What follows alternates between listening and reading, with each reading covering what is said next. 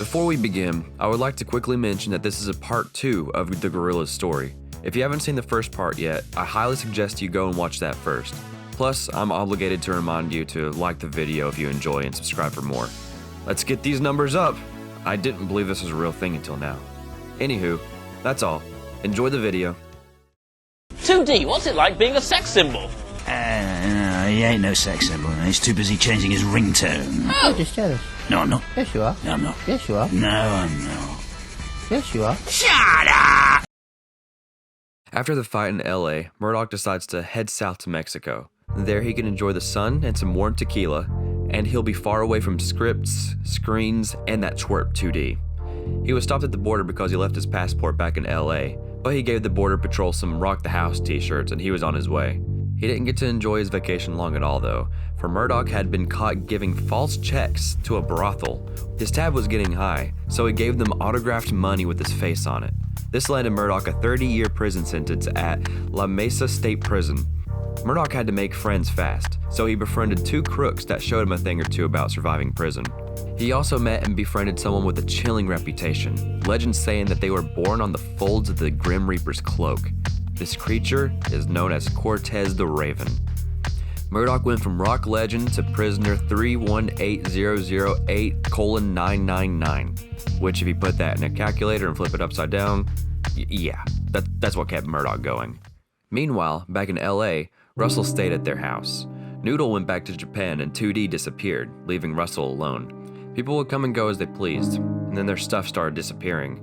Plus, Alfred C. Klinker kept calling every hour, extremely mad about how the film didn't work out. Russell said that he felt his soul leaving his body, like maple syrup gone bad. The only decent people he met during this time was an Australian polar bear and an out-of-work crocodile. Eventually, some hippies came in and took over the place as their own, but it was when Wee Jimmy Manson moved in that things took a turn. He had a sinister vibe to him, and with Murdoch gone, he tried to take his place and become the leader. Russell became disorientated and left the house, walking around aimlessly and gaining a lot of weight. But then, he saw the Grim Reaper again. He also saw his friend Dell, lying on the pavement in front of him. He had been hiding from the Grim Reaper for all this time, but he knew he would find him eventually. They share one last hug as the Grim Reaper takes Dell away, and then Russell passes out. When he woke up, Ike Turner was standing over him. He took Russell back to his place, fed him, gave him new clothes, and let him rest. Russell slept for a long time. After the fight the band had in LA, Noodle went on a mission. She traveled to Japan to find out the mystery of her past. Her nightmares that started when the band toured in Japan consisted of army bases and orders, and now she's going to figure all that out. She didn't know where to begin though, so for the first year, Noodle aimlessly wandered the streets, searching for clues. She almost gave up, until one day she was at a steamed fish shop, and she heard the phrase, "ocean bacon." Suddenly, everything rushed back to her, like being pulled out of deep water and into the sunlight. She remembered everything. The chef appeared out of the kitchen, and he was surprised and overwhelmed to see Noodle, because that was her mentor and trainer, Army Officer Mr. Cuso.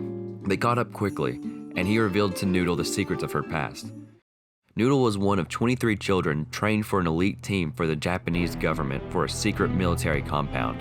From birth, Noodle was put into Mr. Cuso's custody and was raised with strict guidance. She learned every martial art and taught her every language. It was here that Noodle remembered how to speak English, along with many of her other gifts. They also gave every student their own specialized gift, so Noodle was taught how to be a musician, specializing in guitar. Noodle and the other children were used as attack weapons, and the damage that they caused to Tokyo was catastrophic. There was a password to wipe their minds if they got caught by the enemy, and there was a password to activate them as well, with Noodles being ocean bacon. The Japanese government, however, deemed the project too dangerous and ordered Mr. Cuso to shut down the project immediately, along with destroying any evidence, including the children. He saw the potential in Noodle to become a famous guitarist, so he wiped her memories except for her guitar skills and smuggled her to England when he saw Murdoch's ad. With all this information, Noodle knew what she must do. She returned to Kong Studios to complete her unfinished business. 2D, on the other hand, was having a brilliant time. He hung around Brian Setzer and became a member of the Viper Room Club, which is where all the celebrities hang out. He also met Brett Eklund through Brian, who he immediately fancied with the copy of The Wicker Man that Murdoch lent him. Noodle was gone and Russell was acting weird, so he called Eklund and she said to come on over. He stayed at her place for about a month or two, but left because of how strange everything got. She was always naked, banging on walls all night, and there was a dude who played a wooden flute in another room. But it was when they started building a giant wicker statue that 2D had enough and decided to go to his dad's place in England. His dad now ran the fun fair down in Eastbourne, and 2D got a job collecting money on the switchback ride. This gave 2D a new sense of job satisfaction that he had never felt before. These were the happiest days of 2D's life. 2D also became good friends with Shane Lynch, a former member of the boy band X-Boyzone. The pair were inseparable, with 2D even getting into Shane's hobby of monster trucks. There was no more Murdoch to bully him, so 2D got his ego back. Plus, he realized that it was him that made Gorillaz successful in the first place. 2D had a new, more positive view on life. He was set. 1.5 years since any Gorillaz member was at Kong, Noodle arrived on October 27, 2003. The studio had been overrun by blood, guts, and zombies. There was a disease that broke out, radiating from the TV room. She found that the infection was coming from the airwaves broadcasted to the TV, with an endless stream of useless info, made-up history, soul-sapping celebrities, and time-rotting garbage. It took Noodle 6 months to make the area habitable again, but the broadcasts were still occurring. Noodle needed a way to bring light into the world, balancing the darkness. Thus, she started developing the album that would soon be known as Demon Days. Meanwhile, in Mr. Turner's basement, Russell is starting to come back to his senses. He had an urge to make music again, so Mr. Turner and him started work on what was described as a hip-hop Sgt. Pepper's, named the Seventh Heaven Hip Hop and Harmony album. It was supposed to be a good, warm album to bring people together, but it became something else. Something evil. The songs ended up with a life of their own, trying to lure you in and steal your soul. Russell had to bury the album, and to get away from everything, he returned to Kong Studios. Murdoch spent his time well in prison, catching up with literature, writing lyrics. He even passed a medical exam that legally entitles him to experiment on monkeys. But Murdoch wanted out. He wanted to make a new album, get in advance, and get away from the garbage prison food. So, he made a papier-mâché version of himself and put a tape of him moaning on repeat so the guards would think that he was having a bad morning. As soon as he got out, he just kept doing the same thing that got him arrested. He didn't change a bit. Except this time when the police came to arrest him, he left a note saying, "See you later, suckers." Murdoch got on a plane to England and was making his way back to Kong. 2D was starting to get nostalgic for the band. Gorillaz isn't something that you just walk away from. So when Noodle texted 2D, telling him about the demos and asking if he minded singing on them, 2D made his way to Kong, with confidence fully restored. The rest of the band arrived at Kong Studios on March 3, 2004. Noodle explained to them the state of the world and the importance of this album that she had laid out, and thusly, the band got straight to work recording their next album.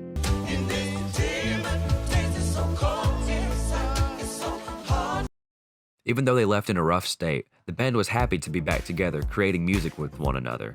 Everyone absolutely loved Noodle's demos she created. She decided immediately that they needed a producer to give these songs life. And Dan was out. He was freaked out by the spirits left at Kong and dropped the project.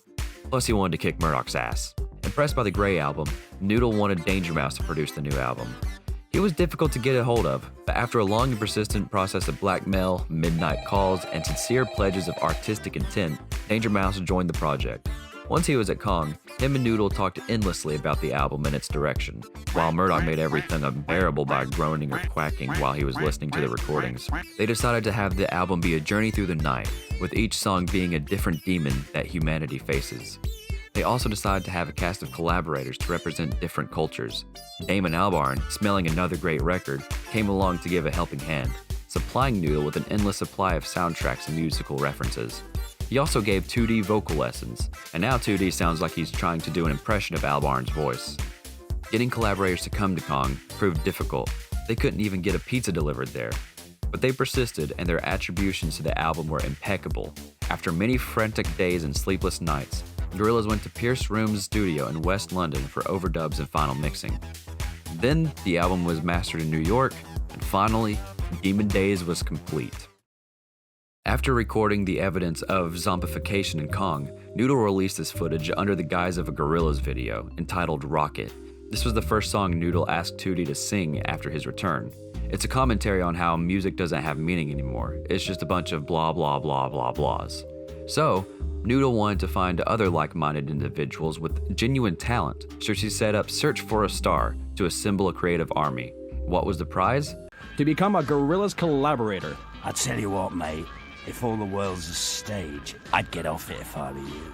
And after over 4,000 submissions, they found 3 winners: an animator, a graphic artist, and a musician. These would be showcased on the 4th single from Demon Days. Finally, Noodle created the Reject False Icons campaign. Printable from their website or available at select record shops, were stickers designed to be placed on posters with mindless celebrities, encouraging viewers to think for themselves. With all this out of the way, it's time for the band to make their first public appearance since the Isle of MTV Festival in 2002 with a new, proper music video.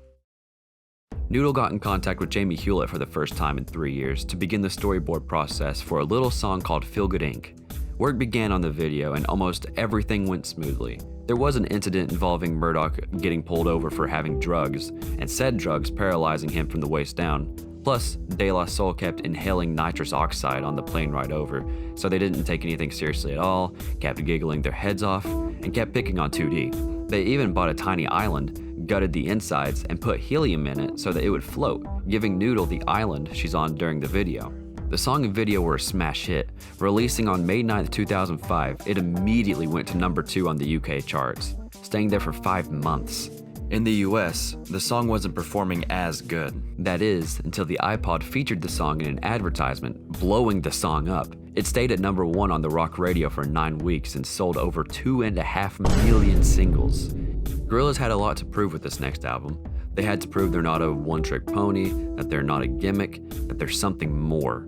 And on May 23, 2005, Demon Days was released to the public to critical acclaim, peaking at number 1 on the charts and staying in the top 10 for 22 weeks. They had to follow this up with another single, and so they did with the song Dare.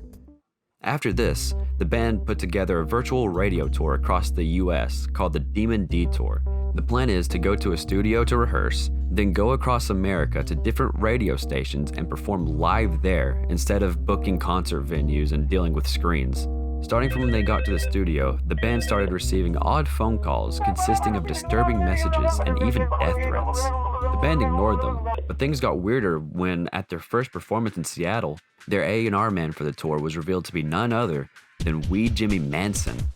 Turns out, he auditioned for Noodle's Search for a Star, but Murdoch laughed at him or walked away anytime he played something, which greatly annoyed Manson. He looked up to Murdoch, and he humiliated him, and now he's managing this tour. The schedule was relentless, but Murdoch passed the time by becoming friends with Manson, and Russell got into taxidermy. Even though the buses were meant to be indistinguishable from others to keep the band private, that didn't stop them from getting shot at. They were tailed by a mysterious car, shooting at them anytime they looked out to see who it was. Russell believed it was the demon boy they summoned last time they were in America, but no one believed him. Everyone had a few guesses. A woman that Murdoch swears he didn't knock up a few years ago, Paula Cracker, who had a grudge against Noodle for taking her spot in a newly successful band, Murdoch's dad, whose name appeared in the papers recently calling him a neglected father by an ungrateful son, plus previous directors Paulo Schimbasio, or however you say that, and Alfred C. Klinkler. During the tour, their bus was broken into, and they left Scorpions.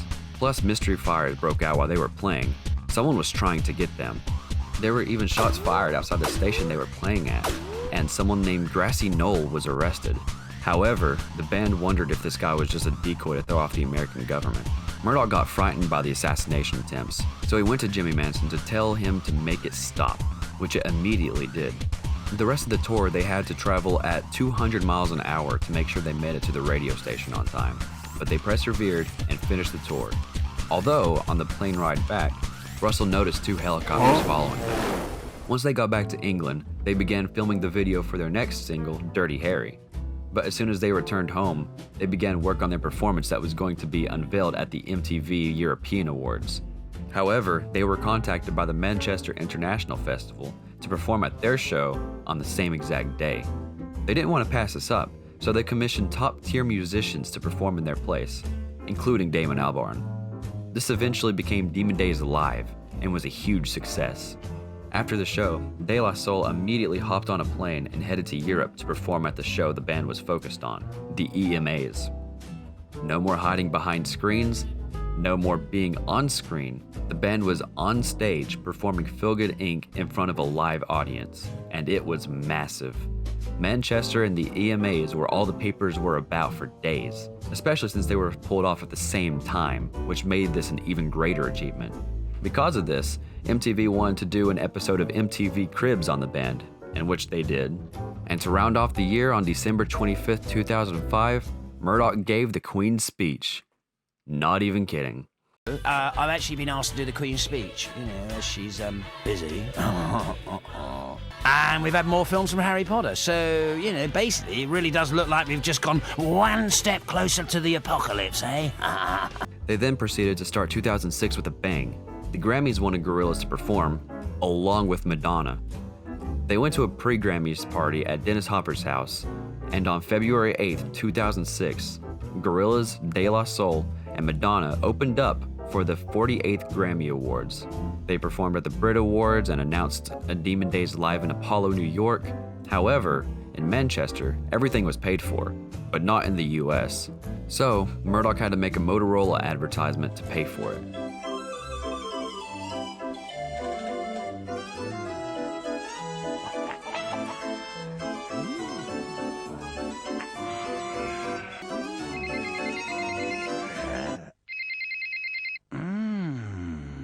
Motorola.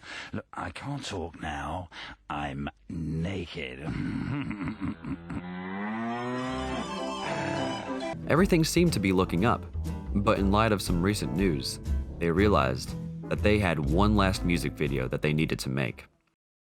The friends that Murdoch made in jail got in contact with him again and informed him of who was trying to assassinate them on the Demon Detour. It was none other than wee Jimmy Manson himself. What made things even worse was now he's climbed to the head of the record label. He was planning on killing off Gorillaz, one by one, getting his revenge for embarrassing him. They've hit their peak with Demon Days, so why not take them out now? Murdoch wasn't going to stand for this and had a plan to take out Manson. He told him that they needed to film one last video, and this shoot would go horribly wrong, killing off the other members of the band, leaving Murdoch and Manson. Murdoch would then start off his solo career, and Manson could be a part of the band. This caused him to foam out the mouth like a rabid dog, and agreed. Noodle talked to Jamie Hewlett about what this next video could be, but he revealed that he had already spoken to Murdoch about it in great detail. He wanted to reuse the floating island from the Feel Good Inc. video, but the helicopters shoot it down, with Noodle inside. Everyone dismissed it, saying it was too dangerous, but Murdoch reassured them that it was dark like the tone of the album, plus Noodle can parachute off before the crash. The rest of the band were unsure, especially since Murdoch was so motivated about it. The only reason they continued was because Jamie was behind it, and he always delivered. As the shoot began, it was hard to tell if Noodle was acting or if she was genuinely scared. Real bullets were shot, and the island began to light up in flames. And according to plan, the island went down. And to seal the deal, a bomb was dropped on the wreckage. What the band didn't know was Murdoch told Manson what he was supposed to do. Hide in the back room until the helicopters start shooting, then grab the guns and shoot Noodle. The noise from the choppers would cover it, and everyone would think it was them who killed her. But when the time came, Manson realized that there were no guns, and that he was locked inside. He went down with the island and was never seen again. But everyone had one question. Where was Noodle? She did jump off the island at the last minute, and the recovery team did find a half-burnt parachute near the wreckage, but no Noodle. Russell and 2D were frantic, while Murdoch calmly asked Jamie, "Did you get that?" 7 months later, a broadcast is heard from the basement of Kong Studios. It's from a damaged radio set. It sounds like crackling feedback, but a recognizable voice is faintly heard. It's Noodle! In a panic, she's trying to get in contact with the band. Someone is coming, and they know where Murdoch is. She's trying to warn them, but to no avail. "Mayday! Mayday! Murdoch! Come in, Gorillaz!" It's heard before the broadcast shuts off.